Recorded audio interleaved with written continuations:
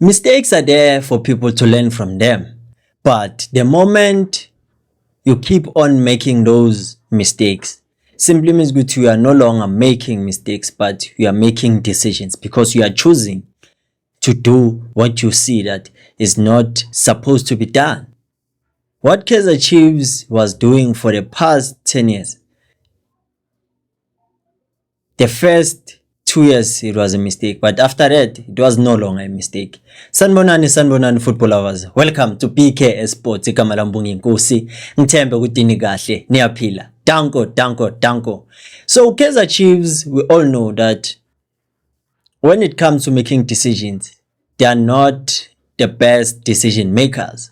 But I believe good now for them not to find themselves in a difficult situation than they are in now is that they mustn't make another mistake on top of the mistake that they've made.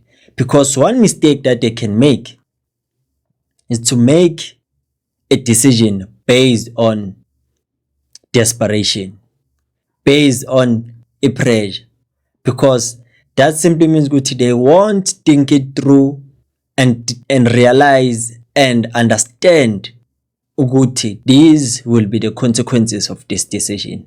As a coach, it is needed, yes, we understand, but the best thing for them to do is to set up countless meetings and make sure ukuthi whatever decision that they take, they make sure ukuthi it is the one, they are certain about it, and it is the final decision. So it's either they find a coach that is going to take it from Cedric Gaza and Khalil Ben Yusuf, or they just become transparent to the fans. Can you please give us this time with a Pele season so that we will know this is the type of a coach that will make sure we bring a natural so that he can try and change and turn things around.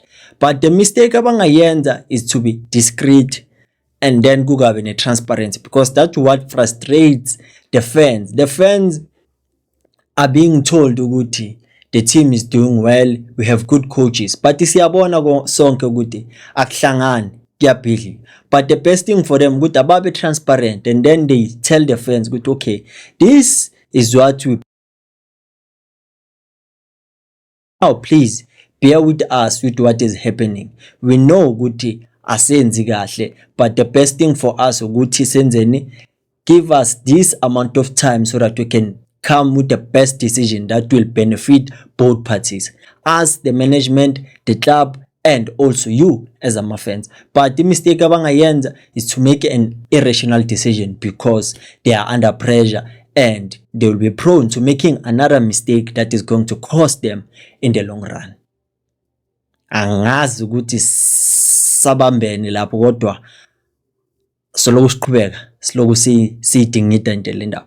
But I believe mina ukuthi into eyenzeka manje eNaturena, it's an eye opener for the management.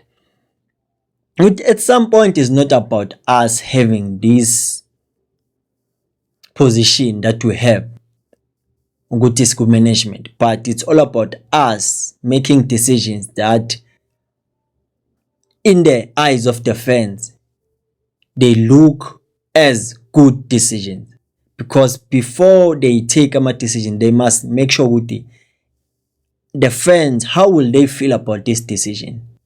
Rather make a decision that you know very well ukuthi is not a decision ezohlala kahle ebantwini, but it is a good decision for the club.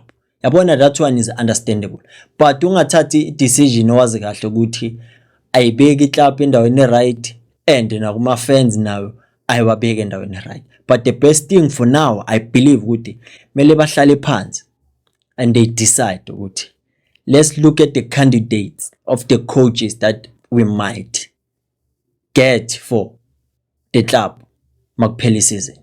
Because for now I don't think ukuthi kungaba khona coach abangamsigna permanently because kuphakathi nani ne-season, but it will depend ukuthi on the available coaches who might be willing to come and rescue them, and how will they negotiate in terms of contractual matters. So Into emele bayifake emqondweni ukuthi now before we take a decision, let's think of the pros and cons, and then that's where we'll decide that, okay, no, this is not a good decision for the club, let's move to another decision. So that's the thing, ukuthi akube ne transparency even if it happens ukuthi izinto azihambi ngalendlela abafuna ngayo or beba expect ukuthi izomba ngayo. Let the fans know in order bazokwazi ukuthi maybe bangashaywa ama surprises, because yinto frustrator kakhulu, because ubona sekuthiwa kwenzeke so, we will approach a transfer window ngoJune. That's another way ukuthi basiprovela ukuthi the decisions that they will take from now onwards going forward, there will be ama decisions whereby ukuthi even the fans bayagculiseka ngalama decisions. But kule transfer window soya kuyo kula sobona khona ukuthi how many players, if they sign players, how many players will they release if they gonna release players. So that's the thing, ngithi let them not make another mistake on top of another mistake, because mistake on another mistake, it doesn't make it a good decision. It's only in mathematics whereby good the negative and the negative they give you a positive. Now ngifuna ukukhuluma ngendaba yokuthi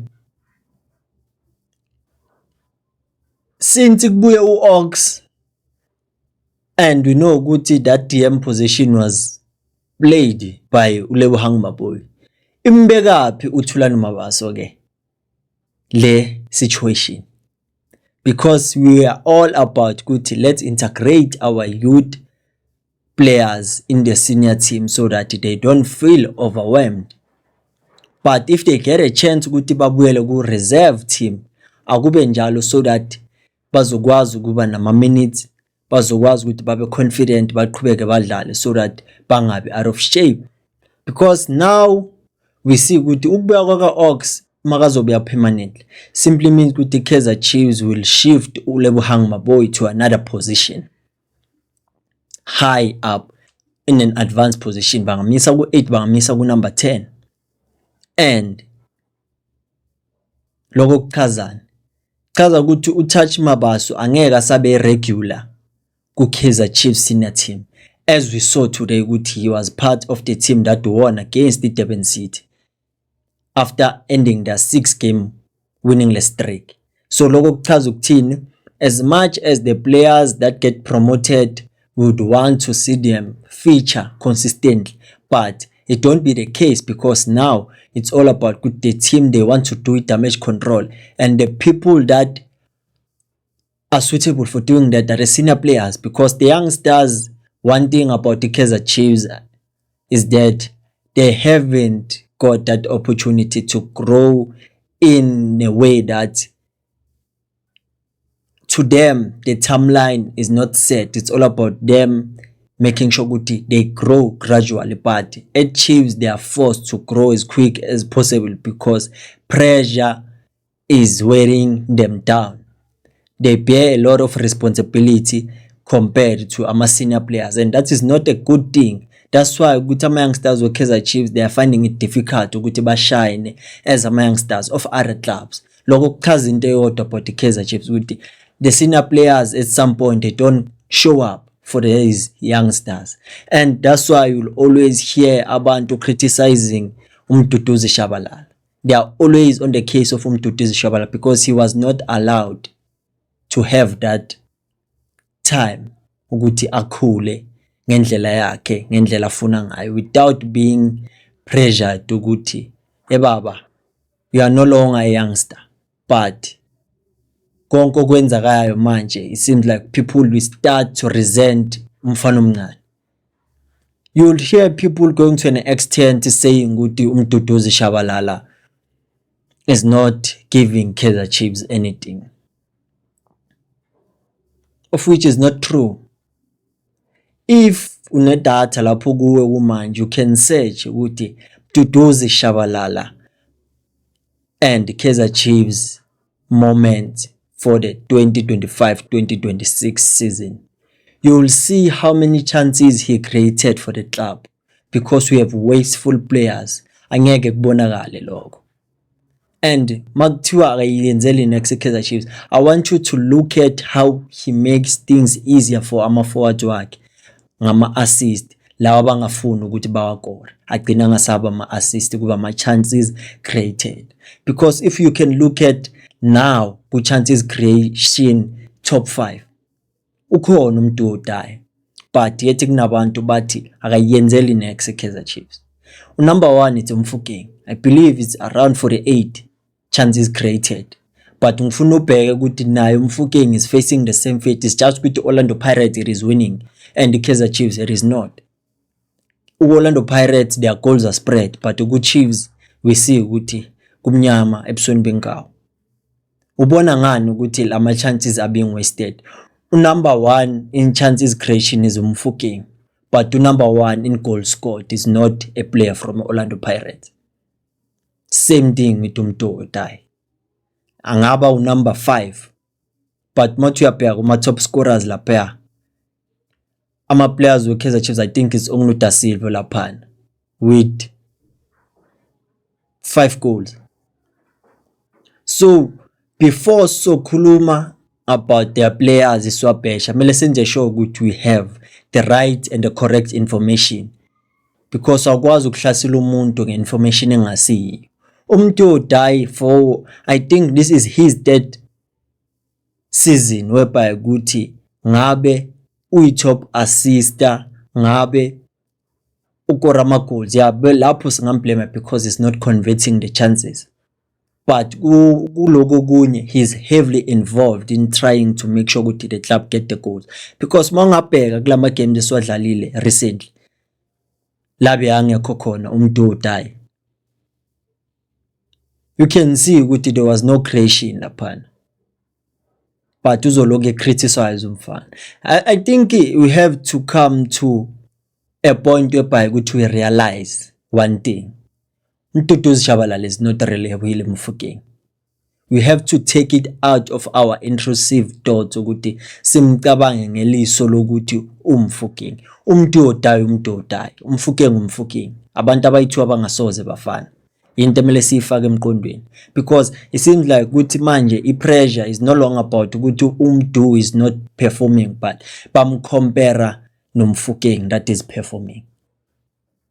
Someone said ukuthi Kaizer Chiefs and Mamelodi Sundowns this is not like they are doing bad, but compare Orlando Pirates that is doing good. That's the thing, ukuthi angeke uthi unomuzi wakho bese uyocompare izinto ezenzeka kaMakhi. Vele uMakhi ifuna amandla amakhulu kunewakho, wena uzobonakala ngazathi awenza umsebenzi wakho, but mawuzicompare nabantu abaku level yakho uzozibona ukuthi awukho bad ngaleyo ndlela. Same thing with uMduduzi Shabalala, ngeke umcompare with uMofokeng.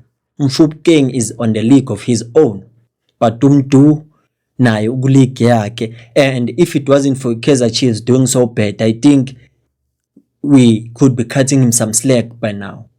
But ngoba Kaizer Chiefs is not doing good, and when the club is not doing good, wonke umuntu obvious will be put under the same umbrella, even the ones that are trying. If a team does bad, eventually the players, all of them, become bad. But if the team improves, the players also, they do improve. Into emele siyibheke when it comes to Kaizer Chiefs compared to a team like the Orlando Pirates. That's the reason Kaizer Jr. said that we should be learning something from Orlando Pirates, because he understands one thing. Guti, they are there where they are, it is because of 1 and 2. Kaizer Chiefs needs to fix 1 and 2 in order ukuthi bazoba competitive. Hayi ukuthi babambe bayeke, but kube uthela wayeka womgwaqo khanjwe waya 120 km/h. But asikho lapho kakhulu, as we discussed nje indaba eziyi2 today. I believe ukuthi i-mistake abangayenza was to act out of a desperation that will cost them. And another reason ukuthi ungamangali if angeke usambone most of the time uTouch Mabaso kwesina team, because okusubuyile and obviously kuzo rely kuye, and if it happens ukuthi uba suspended, uMaboyi will be there to play that position. But for uTouch Man loku nimbona loku ebuyela laphayana ku-DDC, hayi ngoba he's a bad player, but bafuna ukwenza sure ukuthi his mind is in the right state, or whereby ukuthi uyadlala regardless. That's how they manage these players. Last week I remember coach Vela Khumalo said something ukuthi uYansin since abuye ku loan from iSuperSport United, he is no longer the same player that he was before he left, because he was scoring goals, helping the team. But it happened that he fell short and he had shortcomings. But he promised that we will make sure that we bring him back to his old self so that he can help the team. Guess what? He scored today. So that's a start. That's how I believe that these young stars should be managed at Chiefs. Ngayithathi pressure ifakwe kuphi. If we can give that to a player like Mdudu Shabalala, allow him to grow. Don't force it upon him and don't compare him to other players. That's it for today. Ngithembe ukuthi nikahle, nisaphila nje. Ngithembe nokuthi ningakhohlwa bafethu, cela ningilikeele. Yazi it is very important man like la video, because these videos get to be recommended to a large scale of people. But manje if there are less likes, ayikwazi ukuba recommended, izobona ilabo nalabo. But a good thing ukuthi every time when I record you still watch my videos, and lokho kusho kukhulu kumina and ngibonga kakhulu. Sobonana kwivideo elandelayo. Ikhosi aliphile umoya.